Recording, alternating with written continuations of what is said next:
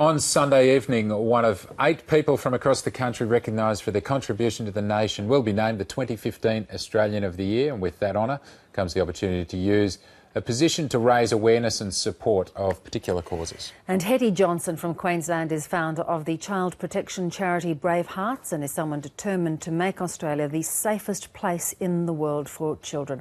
I spoke with her earlier and asked her about how that work trying to protect children began. So it started because our own daughter, when she was 7, disclosed that she had been sexually assaulted by a much trusted and loved family member. It was my husband's father, actually.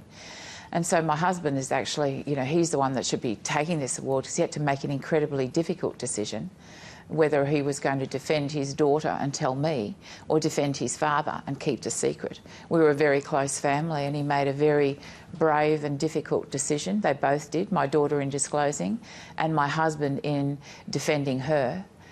In telling me, and then, that's how it started. And look, we had the resources and the wherewithal, so we were able to get the support. But I found out really quickly that there was nothing there. No one was actually dealing with child sexual assault at that time. So when we went to court, his father went to jail. Turned out he'd been offending against practically every female member of that family for 40 years and across 2 generations.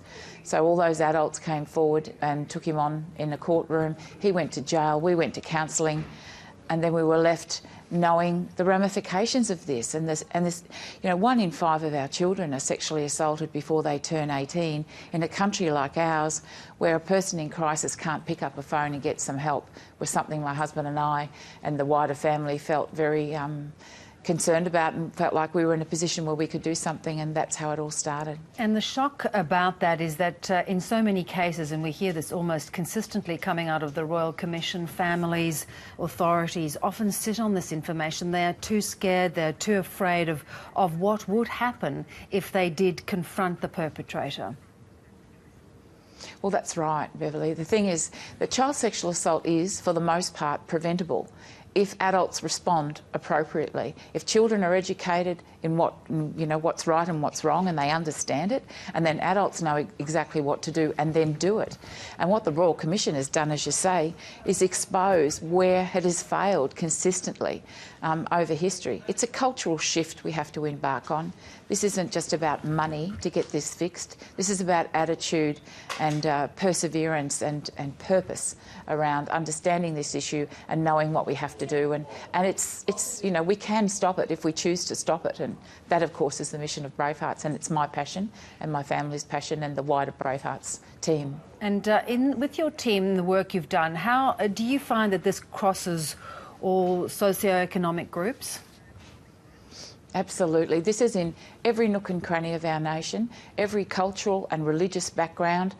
It's everywhere. It's rich, poor, black, white, brown, brindle. It's absolutely boy, girl, young, babies right through.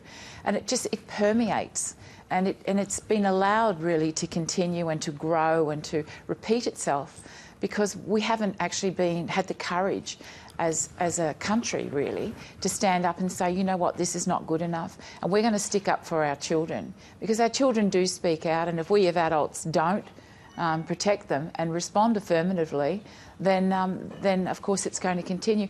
And we really have to remember that the only people that know who the offenders are their victims. So if we don't reach out and support them, encourage them to come forward, and just be grateful when they do and thank them for it and support them, then that's not going to happen, and the offenders continue to offend. And our 59,000 Australian children every year will continue to be sexually assaulted. So it's not something we want to see. We're vowed and determined to stop that by 2020. Tell us about the practical work that Brave Hearts does in terms of that educational process, that advocacy, that support that you think will change the dynamic. Okay.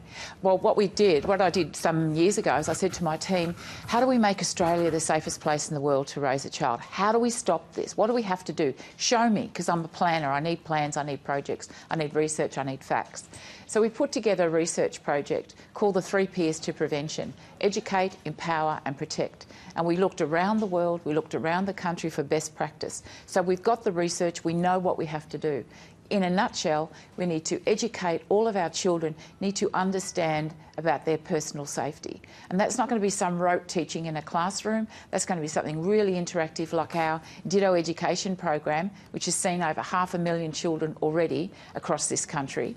And the results of that, the positive results of that, showing up in courtrooms and police stations right across. This works. This absolutely works. So educate our children, empower our adults. So all those people who live, work or otherwise interact with children need to understand this issue.